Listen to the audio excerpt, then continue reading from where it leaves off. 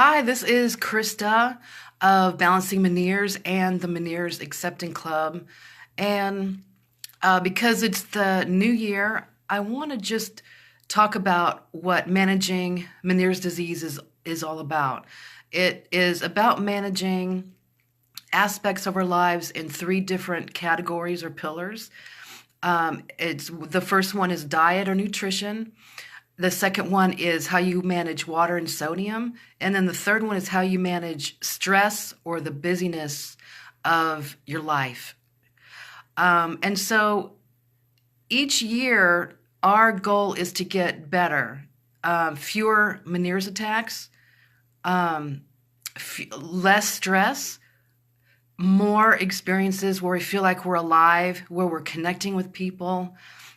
And so all of our goals when you get a health condition, and part of it is that the life gets easier because everything that doesn't add to that healing, it goes away.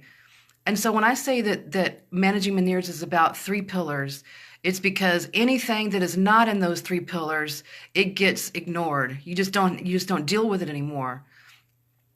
And so let's say when I first started out, I was having 3 to 4 Meniere's attacks a week. And in order to make that better, I was seeing doctors, but the majority of it is what I was willing and able to do on my own. And so I made a little goal in each of these three pillars. I said I was eating pretty much pasta and cheese pretty much every day.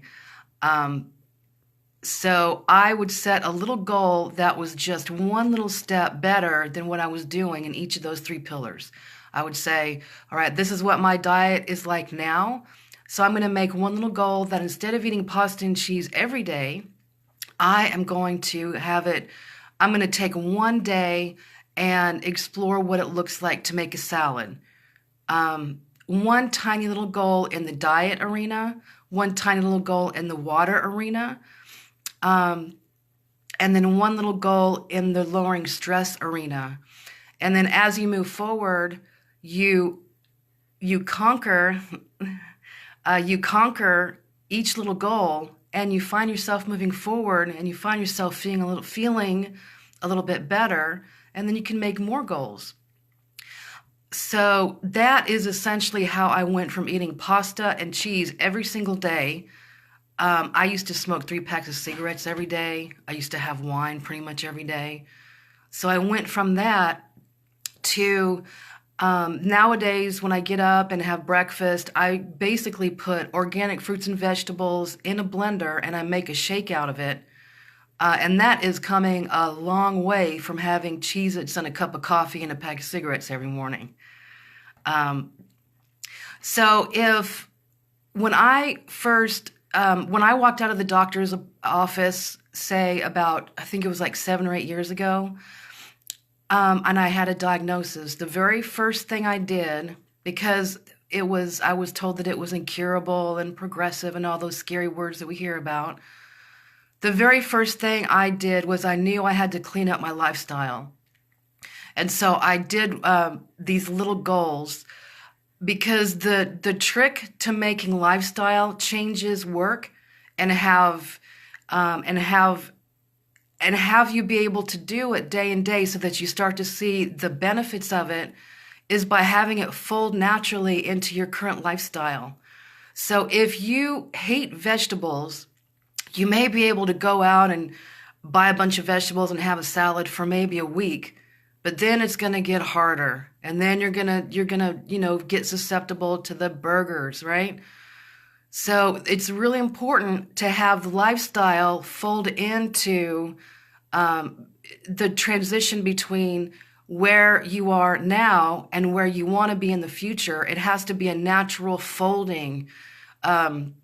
Goals are about learning to like the new changes, learning to enjoy the new foods that you eat. And the way you do that is by making a tiny little move in each of these three pillars. And then it's got to be a small enough increment to where it's a no-brainer. Somebody that, that I know, well, it's a lot of different people. There's this thing that we have. There's the thing that is the hardest darn thing to give up. Mine was cheese. I would leave after work and go to the grocery store and get a big brick of cheese. So it was really hard for me to give that up. So I had to take tiny little steps in it. Instead of, say, eating the whole block of cheese, I would maybe try to eat like half of it, right? Instead of having wine every single night, I would choose one night where I would sit down and look at different recipes for juices, maybe go to the grocery store, try a couple of different things until I found something I liked. When I liked it, if I liked it, I knew that I would follow through on it. So then I would follow through on it on the next day and the next day, and then when that got comfortable, I would form another little goal. In water, I would say, water, it doesn't taste good at the beginning. I would say, I'm not going to make a goal of drinking 6 to 8 glasses of water the first day I try to drink more water. I'm going to say, well, after I do a certain thing, like, let's say 30 minutes after I get up, I'm going to have one small cup of water. And I'm going to do that for about a week till it gets comfortable. And then I'm going to start adding to that. In the stress arena, and on the surface, it looks like it's a little bit more difficult. But it's the same kind of choices. It's just that the heater's going off. It's the same kind of choices. It just seems to be harder because we don't talk about how we feel in concrete terms. Everybody understands what it is to have a glass of water, but not everybody understands that if your neighbor knocks on the door and they tend to have a negative conversation, that you need to put your foot down and say, hey, I'm sorry, I gotta go. I got people waiting. Good morning, Babsy. How are you doing? It's good to see you. So around the pillars of stress, what you do is you take a second. It takes no more than 5 minutes. And you write down, say, 1 to 3 little things that just nag you, right? That bother you. It's like, if I didn't have this thing in my life, I would feel like I could be doing a little bit better. And so what you do is you write 1 to 3 of those things down, and then off to the side of it, you write what you're going to do about it next time that it shows up. If you're going to work, one of the biggest stressors for me, there was a particular job that I was working that was incredibly stressful. And when I would get in the car, from the time that I would get in my car to show up in the parking lot, just thinking about what that day was going to bring was so stressful that before I even got into the office, I was having panic attacks. And so what I did was I would say, okay, which part of the day is the worst? What's contributing to those scary... Hi, Tammy. Nice to see you. Thank you. What is contributing the most to that negative thinking that I would have when I would get in my car every morning and I would say, okay, next time this happens, this is what I'm going to do. And a lot of times, to stop the negative thinking about dreading the thing that was going to happen, what worked for me was finding a solution for that specific thing that happened. For instance, if I'm in the car and I am freaking out about getting to the office because I know that the second I step in there, I'm going to have a bunch of work to do that I don't want to do. I'm worried about not feeling well. And so what I would do is I would have one little step. I would say, all right, well, today when I get in the office and I see that long list of stuff that I got to do that I don't want to do, and I'm worried about, being freaked out about a panic attack or a Meniere's attack, as I would say, all right, when I get in the office, I'm going to just be polite to the people around me. I'm just going to say hi and be nice and all that. Go to my office.